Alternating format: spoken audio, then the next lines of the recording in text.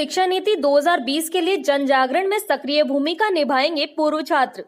Aryabhata college, Ajmer का best college, A grade ranking by BTU Bikaner, best infrastructure of fashion and interior design, hi tech computer lab, modern hotel management block, skill based learning, excellent sports facility, up to ₹30,000 covid special scholarship, free bus facility for girls, admissions open, BCA, BBA, fashion design, interior design and hotel management, now at new campus opposite Ryan school, Maharana Pratap Nagar, Kotra, Ajmer.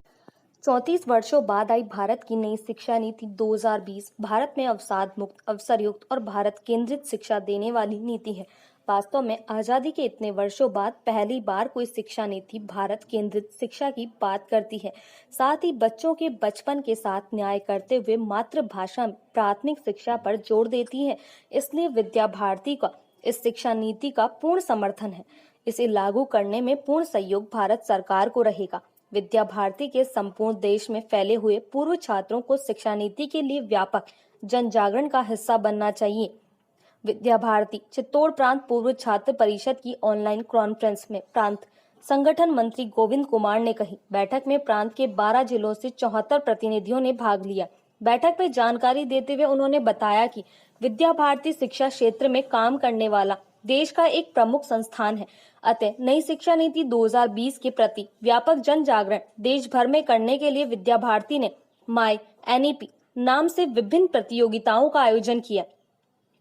इस online प्रतियोगिता में कक्षा 9 में पढ़ने वाले विद्यार्थियों से लेकर सभी विद्यार्थियों और अन्य नागरिकों भी भाग ले सकते हैं। कार्यक्रम के अंत में पूर्व छात्र परिषद के प्रांत प्रमुख राजेंद्र सिंह ने सभी का धन्यवाद किया। केंद्र सरकार ने अभी नवीन शिक्षा नीति लागू की है।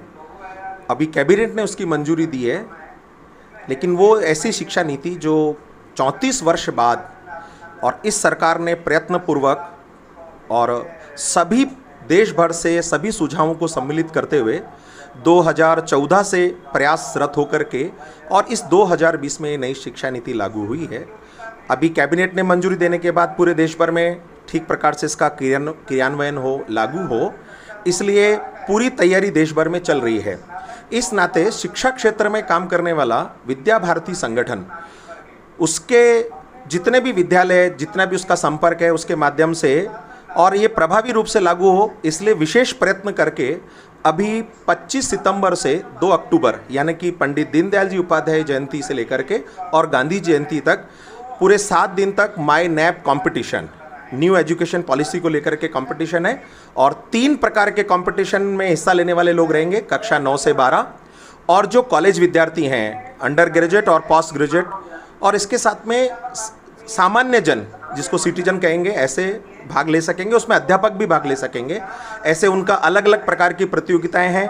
उसमें उसका क्या क्या प्रकार रहेगा वो भी माई NEP पर जाकर के वेबसाइट पर सर्च करके, और सारी प्रतियोगिता ऑनलाइन है, वो सब उसमें हिस्सा ले सकेंगे। और 13 भाषाओं में ये प्रतियोगिता होने वाली है।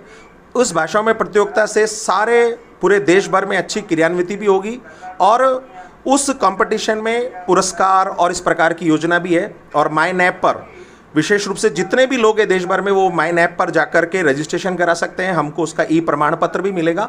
ऐसी पूरी तैयारी को लेकर के और देश भर में प्रयास चल रहा है। आज हमारी ये बैठक पूर्व छात्रों को लेकर के है जो विद्या भारती में अध्ययन करके ऐसे निकले हैं। आज काफ़ी बड़ी संख्या में हैं और वो सब आज स्थापित छात्र हैं, कुछ पढ़ रहे हैं।